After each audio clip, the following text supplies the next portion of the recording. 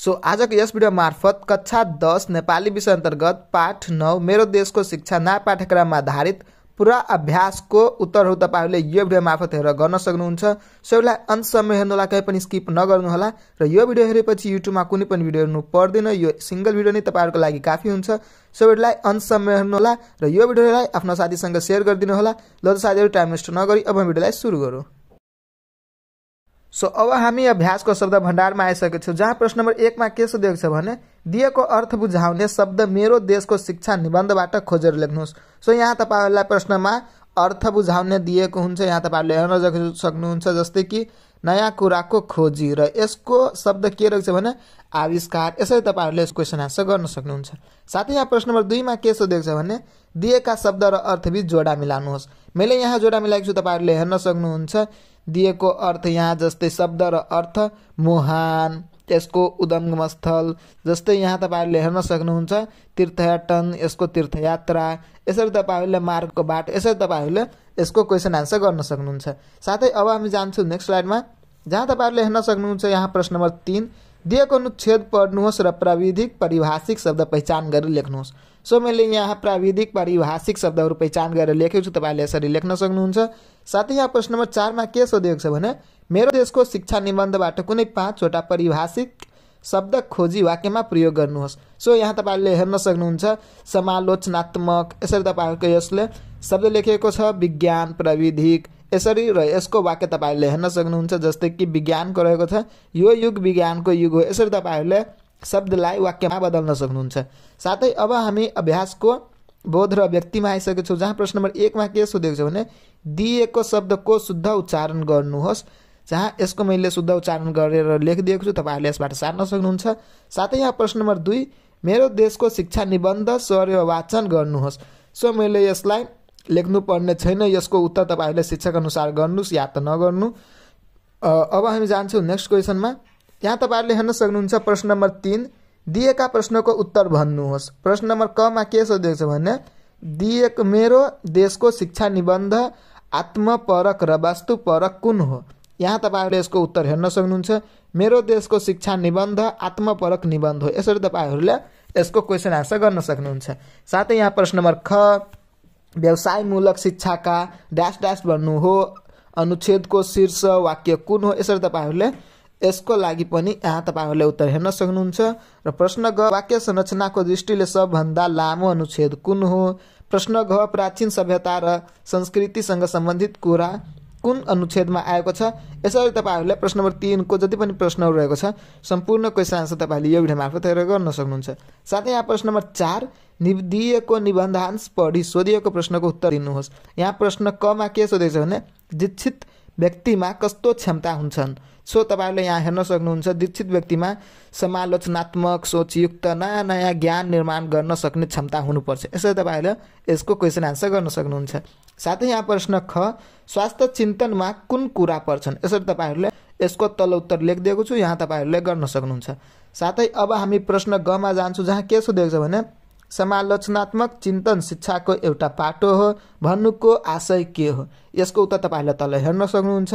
साथै यहाँ प्रश्न घ निबन्धको आशंकाले भनाइप्रति तपाई सहमत या असहमत के हुनुहुन्छ, तर्क दिनु। सो मैले यहाँ तर्क लेखेको छु, तपाईहरुले गर्न सक्नुहुन्छ। र अब हामी प्रश्न नम्बर 5 मा जान्छौं, जहाँ के सोधेको छ भने दिएको प्रश्नको उत्तर लेख्नुहोस्। जहाँ प्रश्न क मेरो देशको शिक्षा निबन्धमा कस्तो व्यवसायमूलक शिक्षाको अपेक्षा गरिएको छ। यसको उत्तर मैले यहाँ तल लेखिदिएको छु, तपाईहरुले यसरी क्वेशन आन्सर गर्न सक्नुहुन्छ। साथै अब हामी जान्छौं नेक्स्ट स्लाइडमा, जहाँ प्रश्न ख मा के सोधेको छ भने शिक्षाले मानव जीवनका कुन कुन कुरामा सुधार ल्याउँछ। प्रश्न ग विज्ञान र प्रविधिमा आधारित शिक्षाको महत्त्व लेख्नुहोस्। प्रश्न घ निबन्धको मुख्य सन्देश के हो। सो मैले यहाँ 3टै प्रश्नको उत्तर तल तपाईहरुले लेखेर हेर्न सक्नुहुन्छ, त्यसकैमा तल यहाँ उत्तर रहेको छ, तपाईहरुले हेरेर गर्न सक्नुहुन्छ। साथै जुन प्रश्न घ को बाँकी रहेको थियो उत्तर त्यो तपाईहरुले यहाँ माथि हेर्न सक्नुहुन्छ। साथै यहाँ प्रश्न 6 व्याख्या गर्नुहोस्, जहाँ क मा के सोधेको छ भने आत्मनिर्भरताको लक्ष्य स्वरोजगार बन्नु हो र यसलाई तपाईहरुले व्याख्या गर्नुपर्ने छ। सो मैले यहाँ यसको व्याख्या गरेको छु, तपाईहरुले हेर्न सक्नुहुन्छ। साथै अब हामी नेक्स्ट स्लाइडमा जान्छु, जहाँ प्रश्न खमा के सोधेको छ भने शिक्षित व्यक्तिमा शिष्टाचार, प्रतिबद्धता, सांस्कृतिक सद्भाव, सामाजिक सद्व्यवहारका क्षमता हुनु जरुरी छ। यसलाई पनि तपाईहरूले व्याख्या गर्नुपर्छ र यसको उत्तर तल तपाईहरूले हेर्न सक्नुहुन्छ। साथै यहाँ प्रश्न 7, मेरो देशको शिक्षा निबन्धको अन्तिम अनुच्छेद शिक्षकबाट सुनेर लेख्नुहोस्। सो यसको अनुसार शिक्षकबाटै सुनेर तपाईहरूले गर्न सक्नुहुन्छ या त्यसलाई छोडिदिँदा पनि बेस्ट हुन्छ। अनि तपाईहरूले यहाँ तल हेर्न सक्नुहुन्छ प्रश्न 8, दिएको चित्रको वर्णन गर्नुहोस्। दिएको चित्र एउटा कोठाभित्र केही मानिसहरू बसेर छलफल गरिरहेका छन्। जहाँ तपाईहरूले प्रश्न 8मा चित्रहरू रहेको छ, तपाईहरूले त्यसको क्वेसन आन्सर गर्न सक्नुहुन्छ र यहाँबाट तपाईहरूले हेरेर सार्न सक्नुहुन्छ। साथै यहाँ प्रश्न 8को जुन बाँकी रहेको थियो त्यो तपाईँले यहाँ माथि हेर्न सक्नुहुन्छ। र साथै यहाँ प्रश्न नम्बर 9, शिक्षालाई भूगोल पाउनु छ, निबन्धको अंश मौन पठन गर्नुहोस् र 4वटा बुँदा टिपोट गरी सारांश लेख्नुहोस्। सो मैले यहाँ 9को क्वेसन आन्सर तपाईँहरूले हेर्न सक्नुहुन्छ। मुख्य 4वटा सारांश लेखेको छु, यहाँ तपाईँहरूले बुँदा हेर्न सक्नुहुन्छ। साथै यहाँ एउटा सारांश लेखन माटो अनुकूलको व्यवसायी शिक्षा यहाँलाई मैले लेखेको छु, तपाईँहरूले पनि सेम प्रकारले लेख्न सक्नुहुन्छ। र साथै यहाँ 9 नम्बरको जुन बाँकी रहेको थियो त्यो तपाईँहरूले यहाँ माथि हेर्न सक्नुहुन्छ। सारांशको जुन बाँकी रहेको थियो त्यो तपाईँहरूले यहाँ यसको 10 नम्बरबाट तपाईहरूले यसरी गर्न सक्नुहुन्छ। साथै अब हामी जान्छौँ नेक्स्ट क्वेसनमा। प्रश्न नम्बर 11, मेरो सोच मेरो भविष्य शीर्षकमा आत्मपरक अनुच्छेद लेख्नुहोस्। सो मेरो सोच मेरो भविष्य मैले यहाँ अनुच्छेद लेखेको छु, तपाईहरूले हेर्न सक्नुहुन्छ प्रश्न नम्बर 11को। यसबाट तपाईहरूले क्वेसन आन्सर गर्न सक्नुहुन्छ। साथै यहाँ प्रश्न नम्बर 12, दिएको अनुच्छेद पढ्नुहोस् र सोधिएको प्रश्नको उत्तर गर्नुहोस्। सो मैले यहाँ प्रश्न तपाईँहरूले हेर्न सक्नुहुन्छ। अ नम्बरमा के सोधेको छ भने कानुन भन्नाले के बुझिन्छ। प्रश्न आ, कानुनका स्रोत के हुन्। यसरी तपाईँहरूले प्रश्न अ र आको क्वेसन आन्सर यसबाट हेरेर गर्न सक्नुहुन्छ। साथै अब हामी जान्छौँ नेक्स्ट स्लाइडमा। यहाँ प्रश्न ईमा के सोधेको छ भने कानुनलाई किन बाध्यकारी शक्ति मानिन्छ र यिनीहरूमा कानुनको महत्त्व लेख्नुहोस्। साथै प्रश्न खमा के सोधेको छ भने भाषिक संरचना र वन्य विनाश पहिचान गर्नुहोस्। जहाँ प्रश्न अ, अनुच्छेदबाट कृतिवाच्यको 2वटा वाक्य टिप्नुहोस्। सो मैले यहाँ यसको उत्तर लेखेको छु, तपाईँहरूले हेर्न सक्नुहुन्छ। साथै यहाँ प्रश्न आमा के सोधेको छ भने यसले समाजमा शान्ति सुव्यवस्था कायम गरी सुशासन र विधिको प्रशासनलाई संस्थागत गर्छ, वाक्यलाई कर्मवाच्य रूपमा गर्नुहोस्। सो यसको उत्तर तपाईँहरूले हेर्न सक्नुहुन्छ, यहाँ लेखेको छ र यसरी नै तपाईँहरूले पनि यसको क्वेसन आन्सर गर्न सक्नुहुन्छ। साथै अब हामी जान्छौँ नेक्स्ट क्वेसनमा, जहाँ यिनीहरूमा के सोधेको छ भने अनुच्छेदबाट य प्रयोग भएका 2वटा र ए प्रयोग भएका 2वटा शब्द पहिचान गरी अर्थ लेख्नुहोस्। सो मैले यहाँ लेखेको छु, तपाईँहरूले हेर्न सक्नुहुन्छ।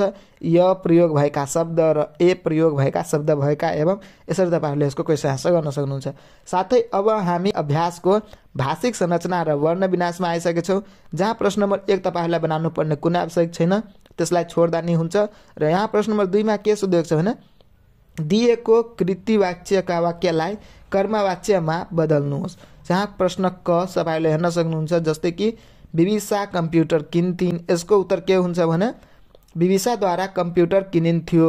प्रश्न ख, दर्शन लेखाशास्त्र पढेछन्। यसको उत्तर के रहेको छ भने दर्शनद्वारा लेखाशास्त्र पढिँदैछ। यसरी तपाईँहरूले यसको क्वेसन आन्सर गर्न सक्नुहुन्छ।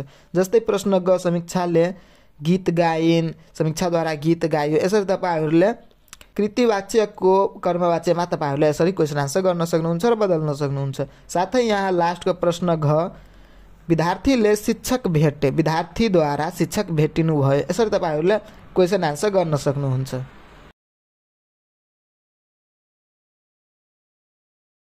प्रश्न अङ्ग, भाइले फुटबल किन्यो। यसको उत्तर रहेको छ भाइद्वारा फुटबल किनियो। यसरी तपाईँहरूले यसको क्वेसन आन्सर गर्न सक्नुहुन्छ। जस्तै प्रश्न च, उसले थुप्रै किताब खोजेका छन्। प्रश्न छ, मामाले भान्जालाई बोलाउनु भयो। यसरी तपाईँहरूले यसको क्वेसन आन्सर गर्न सक्नुहुन्छ। साथै यहाँ के दिएको छ भने प्रश्न नम्बर 3मा दिएका कर्मवाच्यका वाक्यलाई कर्तृवाच्यमा बदल्नु। सो तपाईँहरूले यहाँ हेर्न सक्नुहुन्छ। अब उल्टा नै तपाईँहरूलाई बदल्न भनिएको छ। जस्तै कि मेनुकाद्वारा नेपाली पढाइन्। यसरी तपाईँहरूले यसको उत्तर के रहेछ भने मेनुका नेपाली पढाउँछिन्। यसको उत्तर यसरी तपाईँहरूले गर्न सक्नुहुन्छ। साथै यहाँ प्रश्न ख, आफू त लेख लेखिँदैछ। यसको उत्तर के रहेछ भने म त लेख लेख्दैछु। यसरी तपाईँहरूले यसको क्वेसन आन्सर गर्न सक्नुहुन्छ। यहाँ प्रश्न ग, भोलि त गीत गाइला, म भोलि त गीत गाउला। यसरी तपाईँहरूले यसको क्वेसन आन्सर गर्न सक्नुहुन्छ। साथै यहाँ प्रश्न घ, मद्वारा अनुष्का पुस्तकालय भेटिन्। अङ्गमा हामीद्वारा खेलकुदमा सहभागी भयो। च, विश्वकप फुटबल खुब हेरियो। यसरी तपाईँहरूले यसको क्वेसन आन्सर गर्न सक्नुहुन्छ। साथै यहाँ प्रश्न नम्बर 4 मा के सोधेको भने दिएका कर्तृवाच्यका वाक्यलाई भाववाच्यमा बदल्नुहोस्। जस्तै कि म बिहानै उठ्छु, यसको उत्तर के रहेछ भने मद्वारा बिहानै उठिन्छ। प्रश्न ख उनीहरू घरबाट हिँडेछन्, यसको उत्तर उनीद्वारा घरबाट हिँडिएछ। प्रश्न ग हामी पोखरातिर घुम्नेछौँ, यसको उत्तर के रहेछ भने हामीद्वारा पोखरातिर घुम्न गइन्। यसरी यसको क्वेसन आन्सर गर्न सक्नुहुन्छ। र यो पनि प्रश्न घर उनीहरू यहीँ बसे, साथीहरू मस्तसँग हाँसे, चको म दिक्तले बजार घुम्न जान्छु। यसरी तपाईँहरूले यसको क्वेसन आन्सर गर्न सक्नुहुन्छ। साथै यहाँ प्रश्न नम्बर 5 मा के सोधेको छ भने दिएको भाववाच्यलाई वाक्यमा कर्तृवाच्यमा बदल्नुहोस्। जस्तै कि तीजमा मस्तसँग नाचिन्छ, यसको उत्तर साथीहरू तीजमा मस्तसँग नाच्छन्। यसरी तपाईँहरूले यसको क्वेसन आन्सर गर्न सक्नुहुन्छ। र यस्तै प्रकारले प्रश्न क, ख, ग अनि यहाँ नेक्स्टमा घ, अङ्ग र च गरेर तपाईँहरूले यसको क्वेसन आन्सर गर्न सक्नुहुन्छ। साथै यहाँ प्रश्न नम्बर 6 मा के सोधेको छ भने मेरो देशको शिक्षा निबन्धको पहिलो र दोस्रो अनुच्छेदबाट 5 वटा क्रियापद टिप्नुहोस् र तिनको वाच्य परिवर्तन गरी पाठको भन्दा अलग वाक्यमा प्रयोग गर्नुहोस्। जस्तै यहाँ तपाईँहरूले उत्तर हेर्न सक्नुहुन्छ। गर्छौँ, गरिन्छ, हामीद्वारा गृह कार्य गरिन्छ, यहाँ सुन्छौँ, यसको सुनिन्छ र यसको वाक्य के रहेछ भने मद्वारा गीत सुनिन्छ। यसरी तपाईँहरूले प्रश्न नम्बर 6 को क्वेसन आन्सर गर्न सक्नुहुन्छ। साथै यहाँ प्रश्न नम्बर 7 मा तपाईँहरूले हेर्न सक्नुहुन्छ मेरो देशको शिक्षा निबन्धबाट य र ए प्रयोग भएका 3 वटा शब्द टिपेर कक्षामा सुनाउनुहोस्। यसको उत्तर तपाईँहरूले यसरी हेर्न सक्नुहुन्छ। साथै यहाँ प्रश्न नम्बर 8 मा के सोधेको छ भने दिएको अनुच्छेदका य र ए प्रयोग सम्बन्धी अशुद्धि सच्याएर लेख्नुहोस्। सो मैले यहाँ लेखेको छु, तपाईँहरूले हेर्न सक्नुहुन्छ। साथै अब हामी अभ्यासको अन्तिम पाठको अभ्यासको सृजना र परियोजना कार्यमा आइसकेको छु, जहाँ प्रश्न नम्बर 1 मा के सोधेको छ भने दिएका शीर्षकमा 150 शब्दको निबन्ध लेख्नुहोस्। सो यहाँ मैले लेखेको छु, तपाईँहरूले हेर्न सक्नुहुन्छ। मेरो फर्स्ट निबन्ध रहेको छ नेपालको आर्थिक विकासमा कृषिको भूमिका। यसरी तपाईँहरूले यसरी टपिक चुनेर तपाईँहरूले योबाट यस्तो तपाईँहरूले निबन्ध लेख्न सक्नुहुन्छ। र यहाँ तपाईँहरूले जस्तै कि नेपाल कृषि प्रधान देश हो, खेतीपाती पशुपालन बाली उत्पादन मत्स्य पालन र अन्य जीव जन्तुको पालन कृषि अन्तर्गत पर्छन्, नेपालमा करिब 60% नेपाली कृषि पेसामा निर्भर छन्। यसरी तपाईँहरूले निबन्ध लेख्न सक्नुहुन्छ। साथै अब हामी जान्छौँ नेक्स्ट स्लाइडमा, जहाँ नेक्स्ट स्लाइडमा जुन बाँकी रहेको थियो निबन्धको उत्तर त्यो तपाईँले यहाँ माथि हेर्न सक्नुहुन्छ। तपाईँहरूले यसबाट आफ्नो क्वेसन आन्सर बनाउन सक्नुहुन्छ। साथै अब हामी नेक्स्ट क्वेसनमा जान्छौँ, जहाँ 2वटा निबन्ध लेख्नु भनेको थियो। मैले यहाँ हेर्न सक्नुहुन्छ अभिभावक प्रति मेरो जिम्मेवारी, मैले यसको पनि निबन्ध लेखेको छु, तपाईँहरूले हेर्न सक्नुहुन्छ। र यसबाट तपाईँहरूले निबन्ध लेख्न सक्नुहुन्छ। जस्तै कि मानिसको जीवनमा सबभन्दा पहिलो त उसको परिवार नै जोडिएको हुन्छ। मेरो बुवामा जसले मलाई यो सुन्दर संसार देखाउनु भयो, उहाँप्रति मेरो विशेष जिम्मेदारी छ। एउटा आमाले सन्तानलाई जन्म दिन धेरै कष्ट सहिन्छिन्, त्यसपछि आफ्नो मायाले हुर्काउँछिन्। यसरी तपाईँहरूले अभिभावकप्रति मेरो जिम्मेवारीको निबन्ध लेख्न सक्नुहुन्छ। साथै अब हाम्रो नेक्स्ट लास्टको जुन निबन्ध रहेको छ जसको नाम रहेको छ कि सिकाइमा र प्रविधिको उपयोग। यहाँ तपाईँहरूले यसको पनि मैले निबन्ध लेखिदिएको छु, तपाईँहरूले हेर्न सक्नुहुन्छ। र यसको उत्तर तपाईँहरूले तल हेर्न सक्नुहुन्छ। आजको युग विज्ञान र प्रविधिको युग हो। प्रविधिको प्रयोगले विद्यार्थीको सिकाइ शिक्षाको क्षमता विकास र विद्यार्थीको व्यवस्थापन प्रक्रियालाई सहज र प्रभावकारी बनाएको छ। यसरी तपाईँहरूले यसको पनि निबन्ध लेख्न सक्नुहुन्छ। सिकाइमा प्रविधिको उपयोग टपिक दिएको छ, तपाईँहरूले यसको क्वेसन आन्सर गर्न सक्नुहुन्छ। साथै अब हामी कक्षा 10 नेपाली विषय पाठ 9 मेरो देशको शिक्षामा सम्पूर्ण क्वेसन आन्सर जति पनि अभ्यास थियो सम्पूर्णको हामीहरूले उत्तर बनायौँ। र यो भिडियो हेरेपछि अब तपाईँहरूलाई कुनै पनि भिडियो हेर्नु पर्दैन। सो यो भिडियो कस्तो लाग्यो तपाईँहरूले तल कमेन्ट गर्न नबिर्स्नुहोला र यो भिडियोलाई आफ्नो साथीसँग सेयर गर्न नबिर्स्नुहोला। यदि कुनै साथी हाम्रो च्यानलमा नयाँ हुन्छ भने च्यानललाई सब्सक्राइब गरिदिनु होला। फेरि मिल्छ तपाईँलाई कुनै नेक्स्ट भिडियोमा। Thanks for watching this video.